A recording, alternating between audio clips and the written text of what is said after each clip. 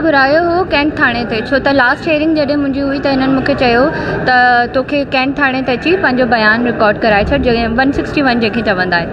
त आऊं 2:30 या 3:30 ते मुंहिंजी माउ सां गॾु ऐं मुंहिंजो हिकु कलीग आहे एडवोकेट, हुननि सां गॾु के सर जेके आहिनि उहे ॿाहिरि कैंट ते बीठा हुआ। हिननि मूंखे अंदरि सॾु कयो ऐं आऊं वेंदे खां हिननि खे ॻाल्हि कई त अंदरि लेडीज़ स्टाफ मौजूदु आहे।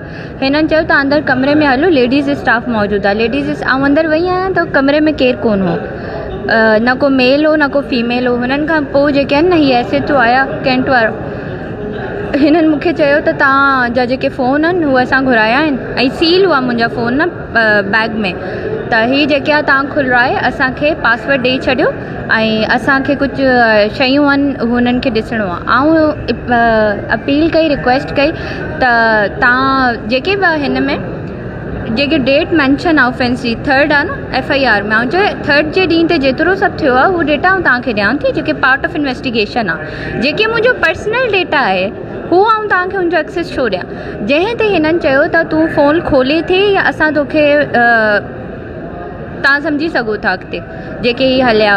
हुन खां पोइ आऊं चयो त आऊं फ़ोन कोन खोलंदमि, आऊं फ़ोन न खोलंदमि ऐं जेकॾहिं आऊं फ़ोन खोलंदमि पंहिंजे एडवोकेट जी प्रेजेंस में खोलंदमि ऐं जेके तव्हांखे खपणो आहे तव्हां हू डेटा ट्रांसफ़र कयो, फ़ोन मूंखे वापसि ॾियो। बट आऊं त हींअर 161 लाइ आई आहियां न, फ़ोन जी त का ॻाल्हि ई न हुई।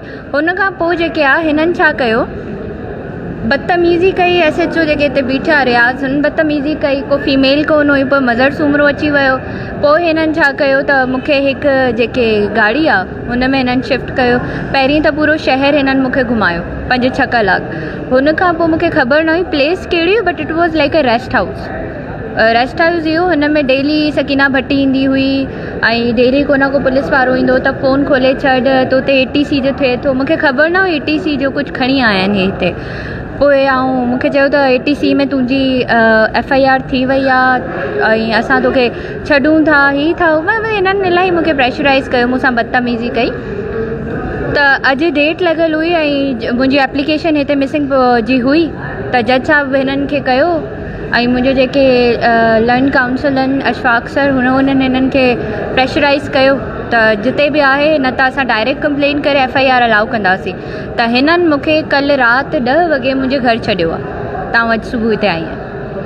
DIG मीरपुर खां निर्देश कोन था ॾियो अदा, जंहिं ॾींहुं इंक्वायरी कमेटी वेठी हुई हू 3rd जो ॾींहुं हो जंहिं ते FIR थी हुई। 5 ॾींहं त आउं जेल में हुयमि। ऑब्वियस सी ॻाल्हि आहे, जॉइन न करे सघियमि। जेल खां पोइ जॾहिं आउं बेल ते आई आहियां, हू 3 ॾींहं ही प्रेशर हो त पंहिंजा मोबाइल सबमिट कर। जिते आउं वञा पई पुलिस बीठी हुई, मोबाइल ॾे मोबाइल सबमिट कर।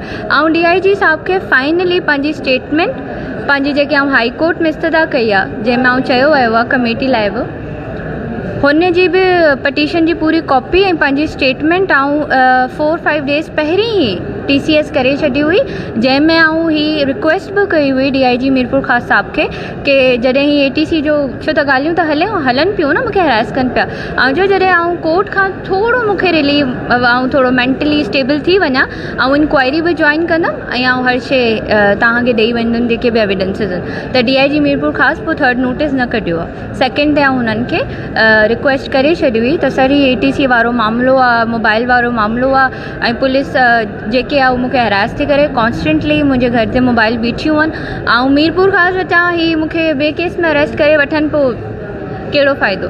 हिन करे I had to be alert and I had to be protective of my self. That's why आऊं हिन DIG साहब खे रिक्वेस्ट कई आहे। जॉइन त कंदमि न, डिपार्टमेंट जे साम्हूं त सरेंडर करिणो आहे। जॾहिं कोर्ट में करे छॾियो आहे, हाई कोर्ट अची वई आहियां, त DIG साहब वटि बि ईंदमि, स्टेटमेंट ॾींदमि पंहिंजी, ऐं आउं हर शइ हुते मोकिले छॾी आहे थ्रू TCS। इन पर्सन बि आउं ईंदमि।